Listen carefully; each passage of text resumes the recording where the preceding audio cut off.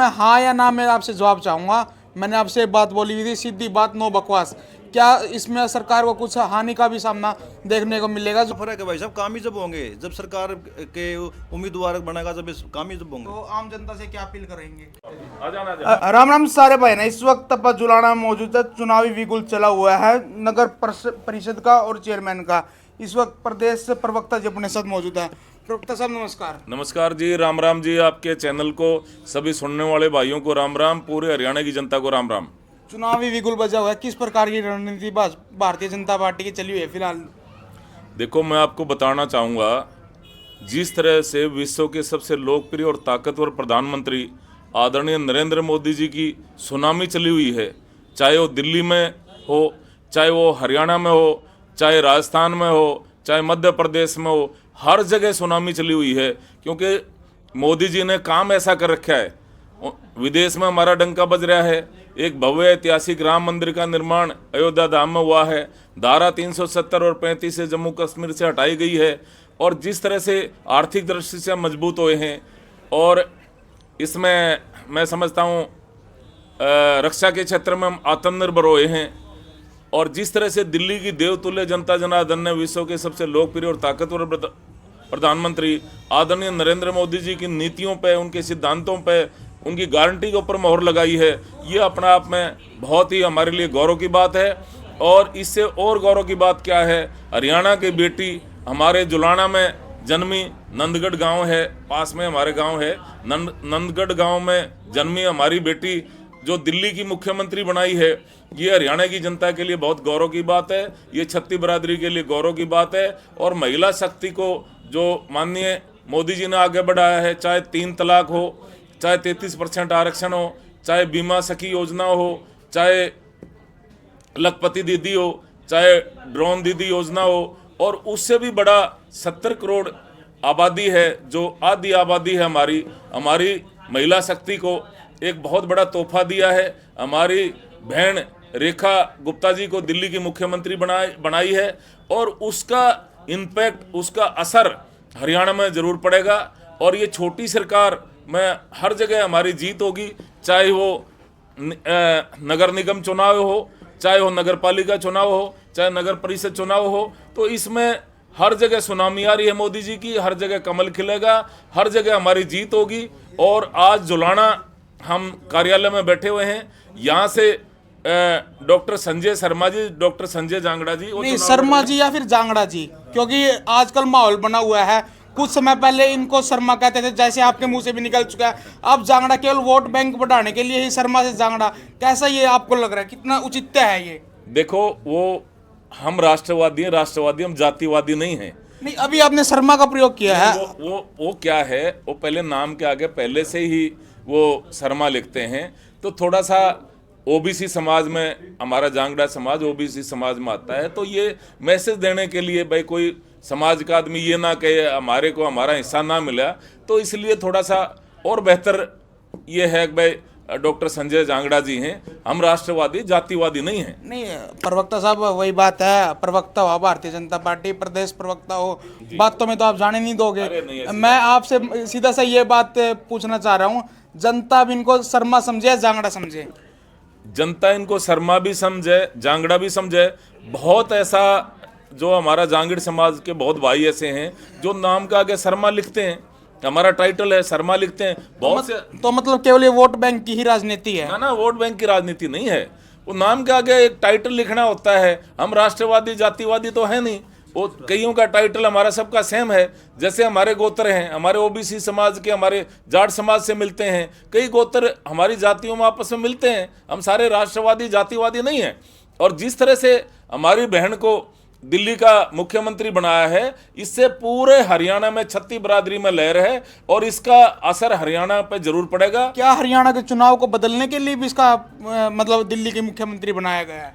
देखो, ऐसा है, पार्टी सबको देखती है, महिला शक्ति को उसका सम्मान देना भी जरूरी था। और माननीय मोदी जी ने ये समझा, भाई जिस तरह से उन्होंने हमारी बहनों को बहुत ज़्यादा सम्मान पहले भी दिया था, 3 तलाक खत्म करे थे, मैंने आपको बताया, 33% आरक्षण दिया था, और अन्य ऐसी योजनाएं जो महिला शक्ति के लिए बनाई थी।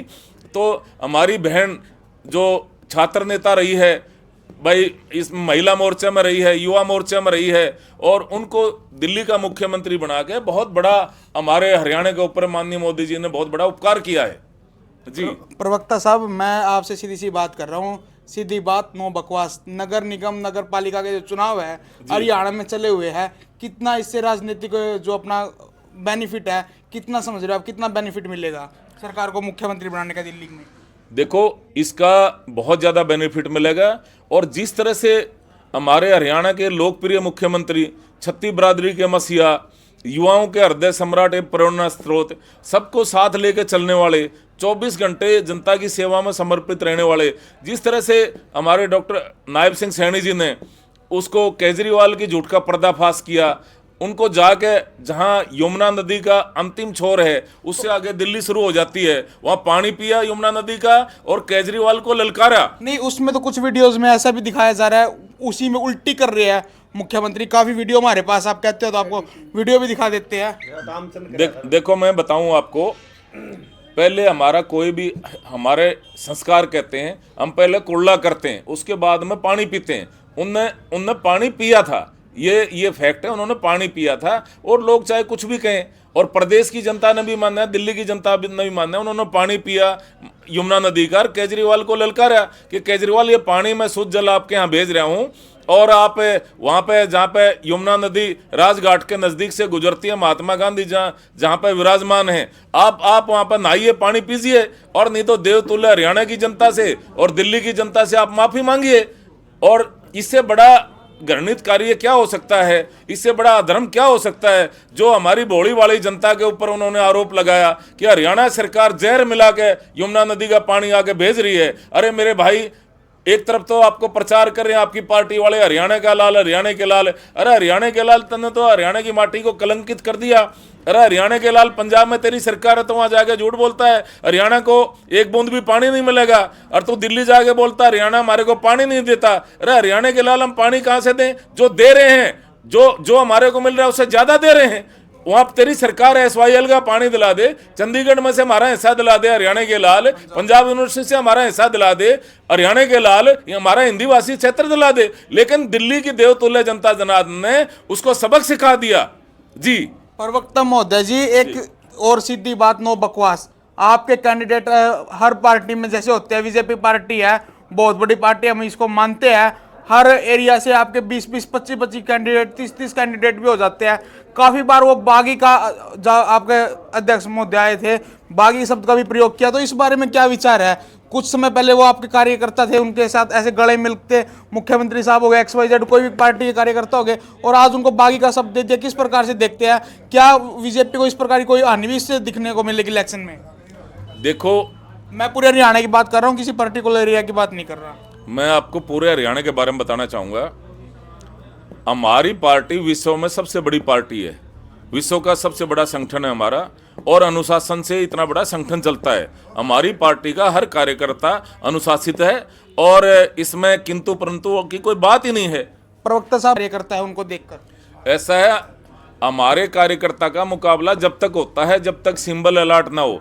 जिसको टिकट मिल जाती है, जो कमल के फूल का निशान ले आता है, अन्य जो कार्यकर्ता दौड़ में होता है वो उसकी मदद करता है। हमारे यहाँ बागी कोई नहीं होता।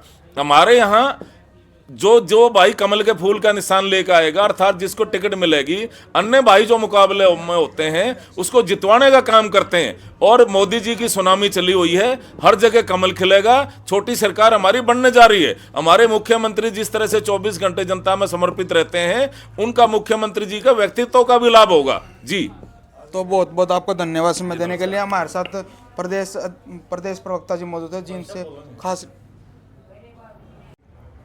कहा जाता है, जो आपके भारतीय जनता पार्टी के जुलाना से प्रत्याशी है, बाहरी व्यक्ति है, क्या कहना चाहेंगे इस बारे में? सबसे पहले नहीं, बाहरी नहीं है जी, बिल्कुल 35 साल से पूरे जुलाना की सेवा कर रहे हैं।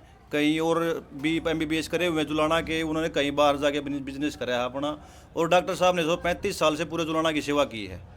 तो किस प्रकार का माहौल रह रहा है डॉक्टर साहब का? बहुत बढ़िया माहौल है, बढ़िया जन समर्थन मिल रहा है डॉक्टर साहब को, और अच्छी वोटों से जीतेंगे। ब्राह्मण से जांगड़ा तक का सफर डॉक्टर साहब का कैसा रहा आपकी नजर में? वो तो 36 बिरादरी के हैं भाई साहब, वो एक जातिवादी नहीं होती, वो तो 36 बिरादरी है, वो ये बातें नहीं है। तो आने वाले समय में क्या कुछ जनता से अपील रहेगी? जनता से यही अपील है कि अपने जुलाना हल्के के विकास के लिए बीजेपी के उम्मीदवार को चुने। जैसे कि अपना जुलाना है विकास की तरफ नहीं चलता, अपोजिट तरफ चलता है। विनेश फोगाट को बना दिया है, इतना बढ़िया भाई था योगेश, तो योगेश को बनाते तो बहुत बढ़िया काम होते। तो ऐसे ही अपने ये डॉक्टर साहब को बनाए, तभी विकास होगा जुलाना का। कुछ खामियां भी देखने को मिल रही है आपके जो चुनाव कर रहे हैं डॉक्टर साहब, और गलियों में दौरे भी कर रहे हैं। किस प्रकार की आपको जो खामियां है गली मोहल्ले में जाते समय, किस प्रकार की खामियां देखने को बहुत ज़्यादा खामियां हैं, वो लोग साहब भी पूरी करेंगे मरने के बाद। बहुत गलियां कच्ची पड़ी हैं, कीचड़ पर भरा पड़ा हुआ है गलियों में, बहुत ज़्यादा समस्याएं हैं। डॉक्टर साहब को मरते ही पहले वही समस्या शिविरों की है, पानी की है, सब कुछ समस्या ठीक करेंगे डॉक्टर साहब। तो इस बात का कितना फर्क रहता है, जैसे सेंटर में भी सरकार, आपके हरियाणा में सरकार? ये अपील है अपने डॉक्टर साहब को ही जिताएं, संजय जागड़ा जी को, बहुत अच्छे उम्मीदवार हैं, 36 बिरादरी के साथ लेके चलते हैं। आपका शुभ नाम जी? मेरा शुभ नाम जयवीर पंडित है, मैं गतौली मंडल से महामंत्री हूँ।